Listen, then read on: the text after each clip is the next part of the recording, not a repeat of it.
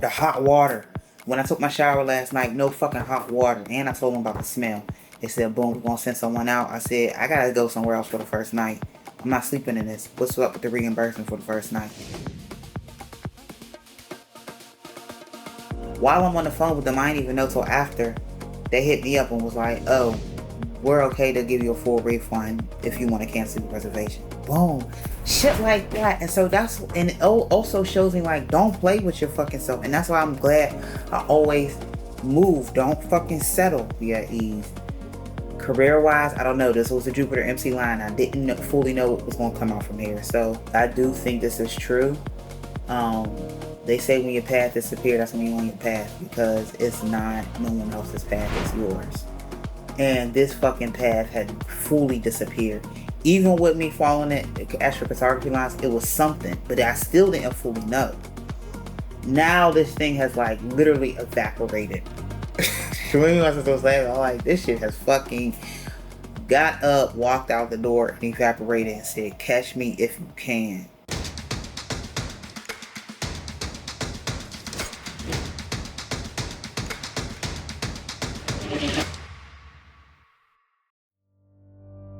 Cartagena. Panama was neutral. Cartagena was fucking bad. Fucking bad. I went from sunny sky, neutral, comfortable, to get the fuck out. Hey, in Panama I said, you know what, I ain't gonna do no Airbnb, I don't trust it. The thing was, the hotels wasn't even hitting. And that's a telltale. So, get the Cartagena, I'm feeling good, whoop-de-whoop, thinking it's about to hit.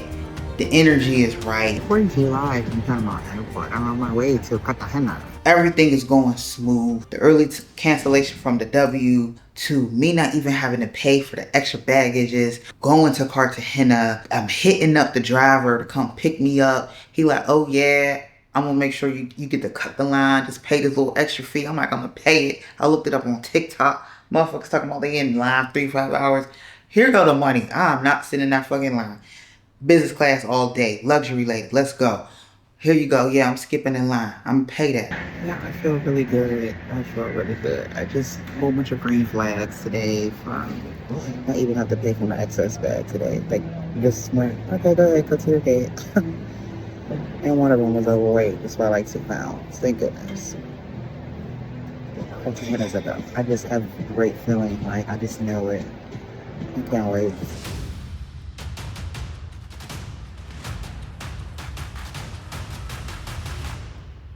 Get there. Cartagena gonna let you know you in the trenches from the time you get off the fucking airplane. You get off the fucking airplane, you get off in this hot ass heat.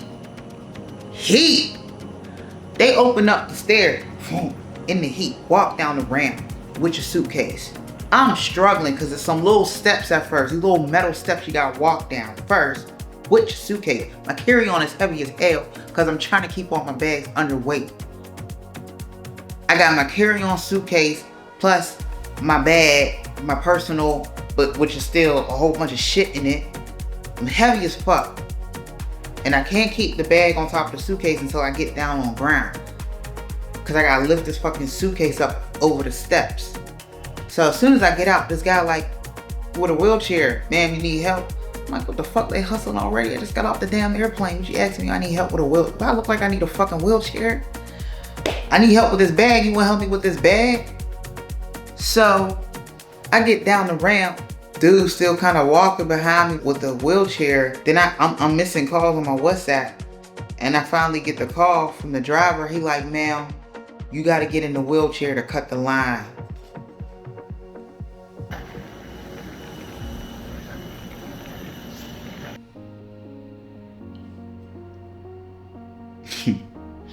This point, I'm laughing. I'm fucking laughing. I'm like, this shit gotta look fuck. I came off, hit with the heat, walked down the stairs, walked down the ramp, just to be told get in this motherfucking wheelchair so he can cut the line. He ain't never told me that shit. I was like, don't you think this is something you should have probably told me so I can know? I'm cracking up at this time. Like, I'm recording myself trying to hold my laughs because What the fuck?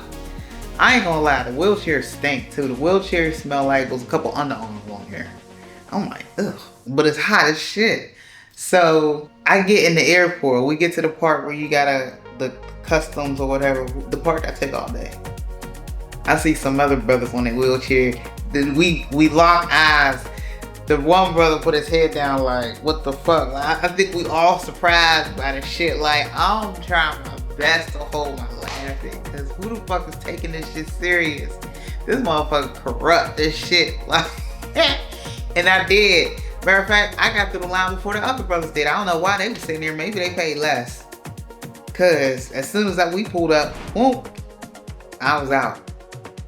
I sat in that wheelchair the whole time. The only thing I will say is I had to lift up no suitcase. They was like, man, what's your, I like that bag right there, like my little old lady. That bag right there, that bag. I had to touch nothing. Those motherfuckers wheeled me out door to door to the door of the van.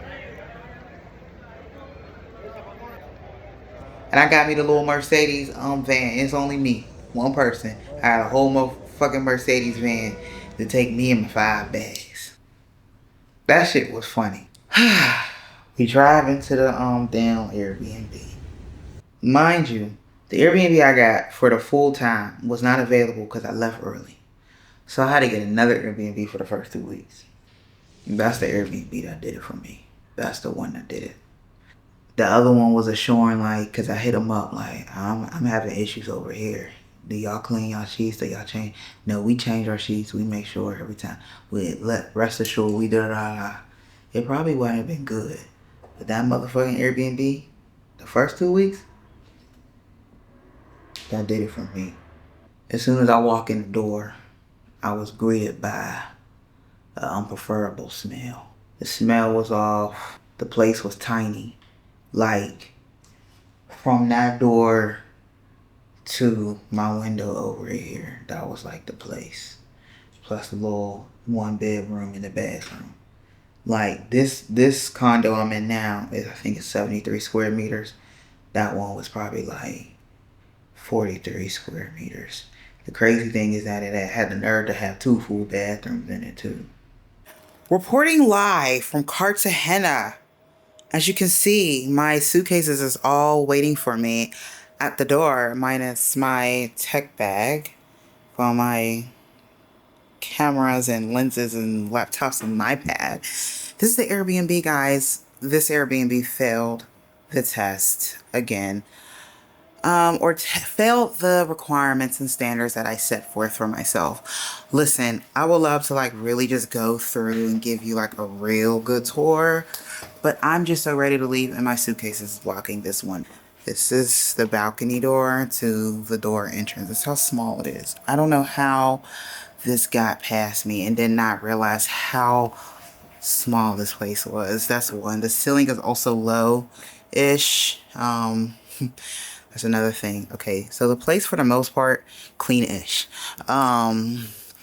Last night I did not even sleep here. I did not feel comfortable. As I started to pull back the sheets, I started seeing hair, eyelashes, long hair strands here, and I was just like, okay, not sleeping here. And they had some extra sheets in there, and that one was full of hair too. I said, okay.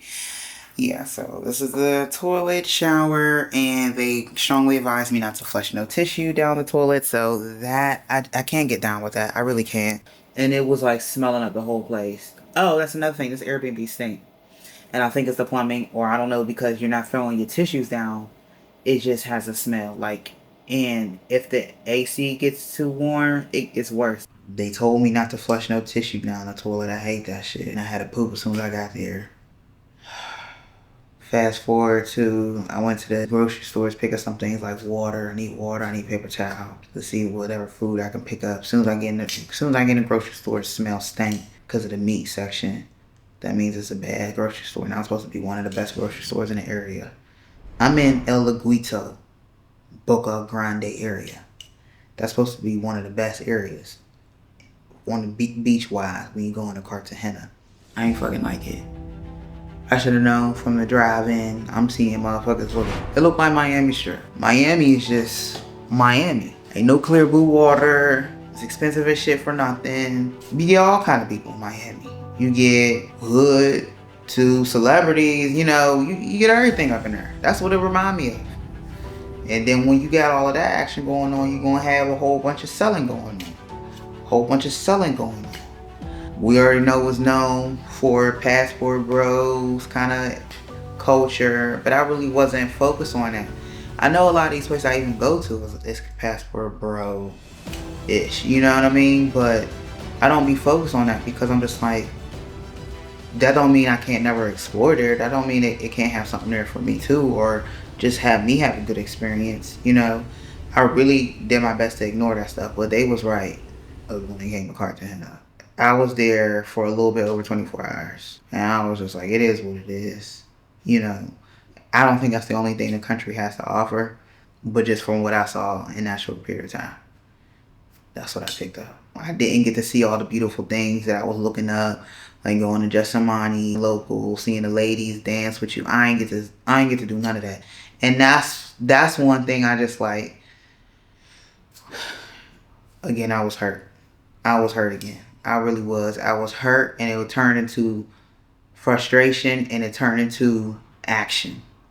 That's how I deal and process things. One thing, I got a reading done. In the reading I had right before going, he said, yeah, you got moving coming up, travel. He said, you get mentally sick when you stay in a place too long. Yes, I'm meant to move, but also have a base. He said, sometimes it can be a karma for you.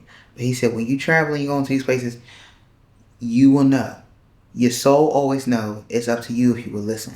Listen to your stomach. If you don't feel right, leave. Panama, I feel right. Left. Cartagena was like, get the fuck out. Left. I hope everything works out in Cartagena. I think that was playing in the back of my mind. But I felt really good coming here. I really did. Like, I still feel like there was a reason for that. Because I am leaving, and I made the decision to go back to Bangkok. Bangkok is the one place I have traveled to thus far. It feels like home. It just feels good.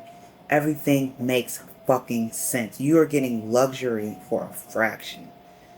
Like real luxury, even though it's less, or you may think because it's a third world, the service, the quality, where you're staying is even better than America. It's even better. It's even better, and for a fraction. And then just the energy there, the people there, the customer service, the hospitality, and just people in general. Like here, I noticed in Panama too, but it's even worse here. The people are not friendly. I don't know, they're just mad, they're down, that's just they, you know what I'm saying, about them. Almost remind me like New York a little bit, but a tropical version in Hispanic. I was still supposed to be there. I was supposed to be there up until July. I was supposed to be there till July. I can't even imagine what it would be like right now if I was still there. I can't even imagine that timeline. And that was the Jupiter MC line. So when I left last night, I stayed at the Hilton Cartagena, which was trash. Like, good thing I took my shower before I went, because I wouldn't even want to take a shower there. And mind you, it was 2:30 at night. Like, it's not what you expecting back home. Like, the hotel was horrible. I turned the faucet on to use it. I went to the bathroom. The bathroom was trash. I turned the faucet on. Ants coming out all over the place. I told them, hey, yo, come spray this place down or something, because why the fuck I turn on the water, ants coming out. It's almost like no one was using the room for a while. Or I don't know. It just gave me hookup hotel type culture. So, and then the food was like, I'm paying like $30 a meal. Well, only had one meal there. Only had one meal that night. I think I spent like 30 something.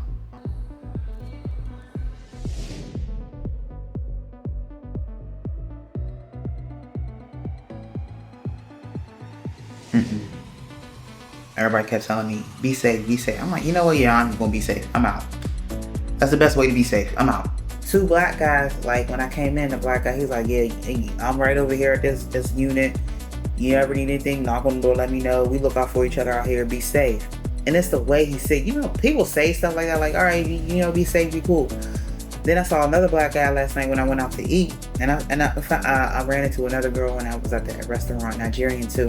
We end up just sitting at the same table and was talking up the whole time. She came to get her teeth done, but before I went there, This other guy was like, yeah, okay, I'll see you later, you know, be safe. I'm like, God damn, why the fuck they keep saying that shit out here? Like, I thought we good. Like, yeah, you know, you always gotta be, you know, aware, but let me just get out, cause ain't me get my black ass out of here. I'm out. Went to Dulles, got the rest of my shit, dropped my tags off of my car, cause I still ain't do that before I left, so I'm glad I was able to do that. Off to Bangkok. And that's how the Latin America solo trip crumbled for me. Back in Bangkok. When people talk about these places, talk about, oh, the food is good, it's cheap to live out here. Nobody's talking about what it takes, what the adjustment is from coming from places like the US to now these other countries, what you're accustomed to, what you're not going to experience here no more. And that's okay, because that's the whole point of traveling. But some of it's not going to be okay. You're not going to be okay with it. You're not. You're just fucking not. If you have high standards in one place, you should always have those standards everywhere. Period. You don't settle. If I order fucking pasta, I expect pasta. I'm appalled when I get anything else. And I'm gonna move on. And I'm gonna keep ordering pasta. Period. And that's how I move. Pasta. If I say I'm going to travel and I want the best luxury place, I'm going to keep myself on point, mentally, physically, and spiritually. I'm going to have fun. I'm going to date. And I'm not just going to date, I'm going to date my preference. A man that looks just like me. We share the same lifestyle. We got a lot in common spiritually and mentally and physically. We got a good foundation. I don't care where I'm at. I don't care if we're a minority. That's it. Pasta. I'm going to keep excelling. I'm going to keep evolving. Pasta. Not French fries. See why they say don't wear your best jewelry, you know what I'm saying? Like, because how you going to pop your shit in the trenches every day? You can't even really be you. So that means this place is misaligned with me. If the confirmations, all the synchronicities lined up to this. And so now my only question with myself and this whole thing is, what was the purpose of me having to make all these plans, all this planning I went through, following my astrophotography lines to come out here just to go back to Bangkok? You know, I always say every redirection is for the best. Always follow the redirection. Don't fight it. I had this great analogy come to me. And this is what I mean when I say when we're all three of us together and we have our talk. Remember when we used to play Super Mario Brothers? And I'm talking about Super Mario Brothers, the first ever Super Mario Brothers. I'm talking about the gray box Nintendo and the bottom is black. When you had to blow through the cartridge to get it to play good. And the two games that's sticking out to me is Super Mario Brothers 1 and Super Mario Brothers 3. But Super Mario Brothers 1, when you get on the first level playing, all the jumps, getting the coins, it's all predictable. Meaning, you know you can do it. It's just like when you wake up and you want to go to the bathroom, you know your body is capable of going to the bathroom. It's no question, right?